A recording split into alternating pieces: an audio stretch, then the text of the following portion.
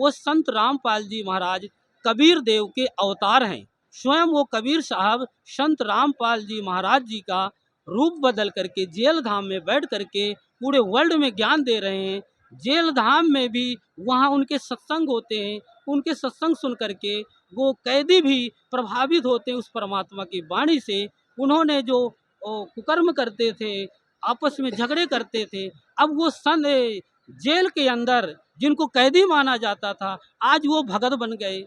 वहाँ की जो जेल प्रशासन के जो अधिकारी थे, उन्होंने एक संत के ऐसे चरित्र स्वभाव देख करके उनको भी आभास हो गया कि ये कोई साधारण पुरुष नहीं है, ये परमात्मा के भेजे हुए अवतार हैं। क्योंकि एक जेल के अंदर बैठ करके और इनका ऐसा ज्ञान तोप के गोला जैसे पूरे वर्ल्ड में फैल रहा है। इनके आश्रम पूरे वर्ल्ड में हो गए हैं। 12 आश्रमों में इनके हर साल में 6 समागम होते हैं। तो अब इनमें आप सोचिए सर कि इनके ऊपर कोई सच्चाई है, तभी ना पूरी जनता उमड़ के आ रही है।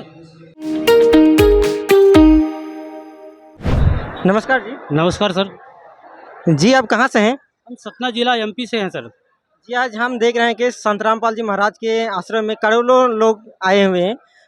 संत रामपाल जी महाराज ने ऐसा क्या जादू किया जो इसमें करोड़ों लोग इधर, लाखों लोग इधर इकट्ठा हुए? संत रामपाल जी महाराज जी का ऐसा ज्ञान है कि पूरे विश्व में जो उनका ज्ञान सुनते हैं वो शास्त्रानुकूल भक्ति बताते हैं। उनका 75वां अवतरण दिवस है। इस उद्देश्य से पूरे वर्ल्ड में 12 राज्यों में इनका विशाल भंडारा होता है। देसी घी का टोटल भंडारा रहता है। इसमें उन्होंने शास्त्र अनुकूल भक्ति बताते हैं कि जो पिछली भक्ति करते थे शास्त्र विरुद्ध, उन पुण्यात्माओं को कोई लाभ नहीं होता था। जैसे हमारे धर्म गुरु बने बैठे थे ठेकेदार ने, उन्होंने शास्त्रों को तो पढ़ा लेकिन शास्त्रों का गुण रहस्य नहीं समझ पाया। इसके लिए गीता जी में बताया गया है 4 अध्याय 34 श्लोक में कि हे अर्जुन, वो तत्वदर्शी संत की खोज करो। वो तत्वदर्शी संत तुम्हें परमात्मा तत्व का ज्ञान बताएंगे। वो महापुरुष वेदों को अच्छी तरह से भली भांति जानते हैं। उनको विनम्र हाथ जोड़ करके दंडवत प्रणाम करना, सरलता से प्रश्न करना, वो परमात्मा तत्व का ज्ञानी महापुरुष तुम्हें उपदेश करेंगे। आज तक जितने अपने हिंदू सनातन धर्म में पूरे वर्ल्ड में जो धर्म गुरु बने बैठे थे, इन्होंने सिर्फ अपनी रोजी रोटी तक सीमित रह गए। वेद शास्त्रों को इन्होंने कभी खोल के अच्छी तरह से गहनता से समझ नहीं पाया, ताकि जनता के सामने ये सच्चाई नहीं आ पाई। इसीलिए जो भक्ति करते थे वो शास्त्रकुल भक्ति करते थे सभी देवी देवताओं की, उनसे उनको कोई लाभ नहीं होता था। अब हमारे जो जगत गुरु तत्वदर्शी संत रामपाल जी महाराज जी हैं, इन्होंने शास्त्र अनुकूल भक्ति बता रहे हैं कि वो भक्ति मूल मंत्र जो ब्रह्मा विष्णु महेश गणेश दुर्गा आदि ये सभी देवी देवता हैं, इनके सही मूल मंत्र बताते हैं। इनके जाप करने से कैंसर का रोगी ठीक हो जाता है। जी आप जी ने बोला गीता अध्याय 4 का 34 श्लोक में जो तत्वदर्शी संत के बारे में बताया गया है। तो आज देखा जाए तो संसार में बहुत सारे गुरु हैं, तो आप जो गीता अध्याय 4 का 34 श्लोक में बताए, और कहीं प्रमाण है कि जो तत्वदर्शी संत होगा उसका कहीं परिचय होगा इसे गीता में? गीता जी में तत्वदर्शी संत का जिक्र भी बताया गया है कि 4 अध्याय 34 श्लोक में उसका वर्णन है कि वो तुम्हें कंप्लीट ज्ञान बताएंगे। 4 वेद, 6 शास्त्र, 18 पुराण, उपनिषद, गुरु ग्रंथ, बाइबल, कुरान, सभी धर्मों का ज्ञाता पुरुष होगा वो। उसकी पहचान है एक ही भाषा, एक ही झंडा रहेगा, कोई उसका अलग से धर्म नहीं रहेगा। सबको एक समान दृष्टि से ज्ञान बताएगा, सबको एक सामूहिक ज्ञान देगा कि हमारे वेदों में जो प्रमाण है। क्योंकि आज तक ऋषि महर्षि ने वेद शास्त्र को तो पढ़ा लेकिन वो गुण रहस्य को नहीं समझ पाए। क्योंकि वो वर्तमान में जो तत्वदर्शी संत जो होते हैं, जितने धर्म गुरु पृथ्वी में होते हैं, सर्वप्रथम उनके ऊपर प्रश्न चिन्ह खड़ा करते हैं कि हमारे वेद में क्या लिखा है, आपके धर्म गुरु क्या बता रहे हैं। तो वो ऑटोमेटिक एक साइड हो जाते हैं, वो ज्ञान से सामने नहीं आते, अज्ञान से वो तमाम बहुमंडल फैलाते हैं ताकि सच्चाई छुपाने को कोशिश करते हैं। लेकिन वो कबीर ज्ञान ऐसा है कि उस ज्ञान को ये नकली धर्मगुरु छुपा नहीं सकते। क्योंकि 600 वर्ष जब परमात्मा पहले कबीर साहब काशी बनारस लहर तारा में आए थे, तभी ने ये नकली धर्म गुरुओं ने षड्यंत्र करके उनके ऊपर भी ऐसे ही दुष्कर्म अत्याचार किए थे। क्योंकि जो आज वर्तमान में जगत गुरु तत्वदर्शी संत रामपाल जी एक लौते पूर्ण संत वही हैं कि जो शास्त्र अनुकूल भक्ति बताते हैं।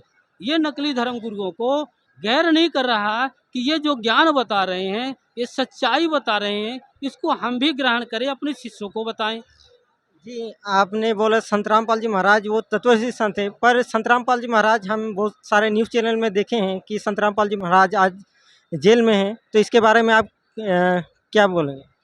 जेल के लिए तो देखिए सर, ऐसा है कि जिन जिन महापुरुषों ने इस भारत पावन भूमि में अवतार हुआ है, तो उनके साथ पहले यही यातनाएं की जाती है।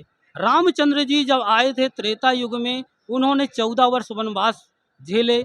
उस समय किसी ने उनको राम के संबोधित से नहीं जाने, उन्हें उनके चरित्र से पहचाना गया कि ये राम हैं, ये इतना कार्य कर सकते हैं। कृष्ण जी आए, उनको भी कारागार की जेल के अंदर पैदा होना पड़ा। शत्रु उनका मामा कंस बना। तो ऐसे जब महापुरुष आते हैं, महात्मा गांधी भी रहे, उनको भी जेल के अंदर डाला गया। गुरु नानक जी जो पंजाबी सिख धर्म से गुरु थे, उन्होंने सत्य के मार्ग पर चला, उनको भी उसमें जेल में डाला गया, बाबर की जेल में डाला गया। तो जब जब ये महापुरुष आते हैं इस पृथ्वी में, उनके साथ यही प्रेरणा की जाती है, उनके साथ यही अत्याचार होता है।